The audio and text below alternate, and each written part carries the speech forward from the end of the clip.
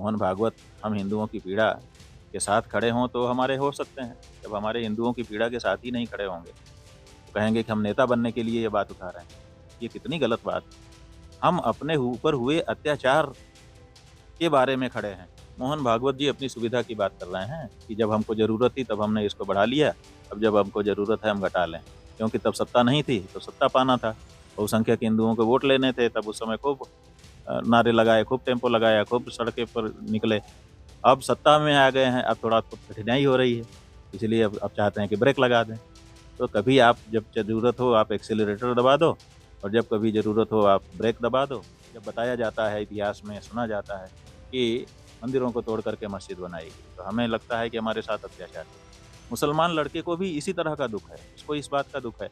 जब ये कहानी सुनता है तो उसको लगता है कि हमारे पूर्वज ऐसे अत्याचारी थे क्या? उसको भी दुःख होता है। अथवा इस बात का दुःख होता है कि हमारे पूर्वज तो अच्छे थे लेकिन उनके बारे में ऐसी गलत कहानियाँ कही जा रही हैं कि हमको नेता बनना है इसलिए। कितना गलत मूल्यांकन कर रहे हैं मोहन भागवत जी हमारा। हम जो खड़े हो रहे हैं, तो इसलिए खड़े हो रहे हैं कि हमको इस बात की पीड़ा है कि हमारे ऊपर अत्याचार किया गया, हमारे देवताओं के मंदिरों को तोड़ा गया, मूर्तियों को तोड़ा गया और वहाँ पे मस्जिद बना दी गई। ये हम हिंदुओं की हृदय की भावना का अवमूल्यन कर रहे हैं, वो बिल्कुल नहीं समझ रहे हैं। इसका मतलब है कि उनके आस-पास जो लोग रहे हैं, वो लोग नेता बनने के लिए ही इस तरह के मुद्दे को उठाते रहे हैं। तो ठीक है ना, ये सब किसी कारण से कभी छिप गया था या छिपा दिया गया था, अब सब सामने आ रहा है। बनावट तो ज़्यादा दिन नहीं चलती है ना, इसलिए किसी चीज़ को आप छुपा नहीं सकते।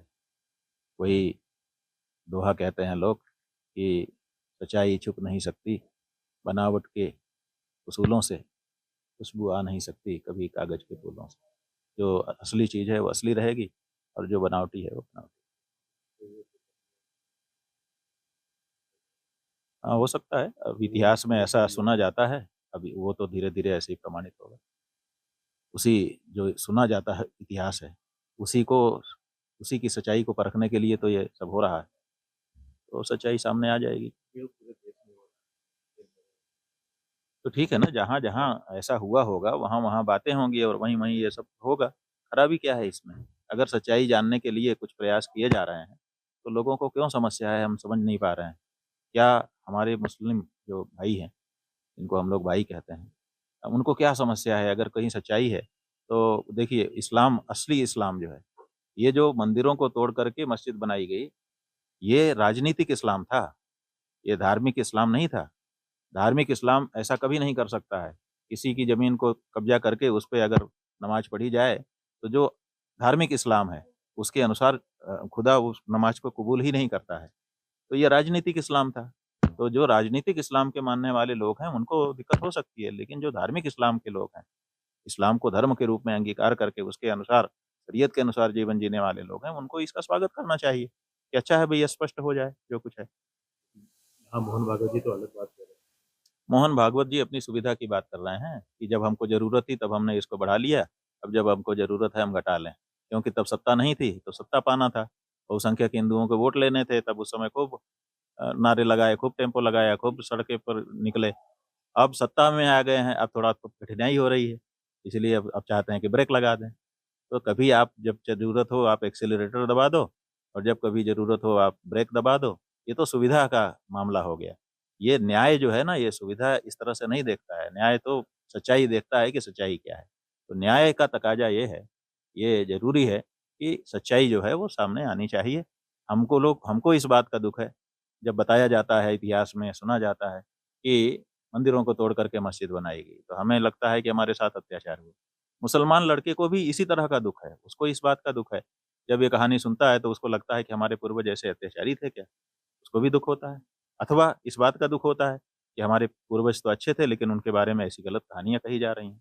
तो वो भी चाहता है कि सच्चाई सामने हो जाए, हम भी चाहते हैं कि सच्चाई सामने हो जाए। हमारी कुछ मुस्लिमों से बात हुई, उन्होंने कहा कि हम भी तो चाहते हैं कि इस बारे में स्पष्टता हो जानी चाहिए, नहीं तो ये कलंक लेके क्यों हम रहें? तो जो अच्छा धर्म का मानने वाला तबका है, वो इसका स्वागत कर रहा है और जो राजनीति वाले हैं, उनको दिक्कत हो रही है।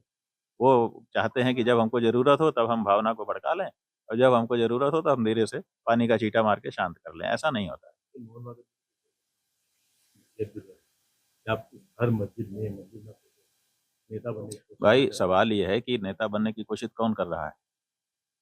मोहन भागवत हम हिंदुओं की पीड़ा के साथ खड़े हों तो हमारे हो सकते हैं। जब हमारे हिंदुओं की पीड़ा के साथ ही नहीं खड़े होंगे, तो कहेंगे कि हम नेता बनने के लिए ये बात उठा रहे हैं। ये कितनी गलत बात है। हम अपने ऊपर हुए अत्याचार के बारे में खड़े हैं। हम मंदिर पाने के लिए क्यों खड़े हैं? कि हमको नेता बनना है इसलिए? कितना गलत मूल्यांकन कर रहे हैं मोहन भागवत जी हमारा।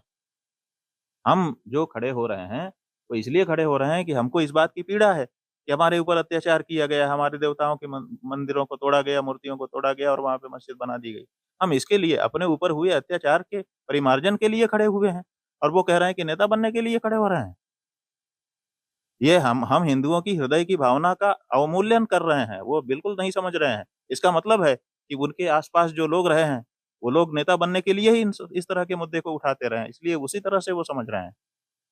जबकि सच्चाई ये है कि हमारे हृदय में पीड़ा है और अपनी पीड़ा को दूर करने के लिए हम ये मुहिम चला रहे हैं।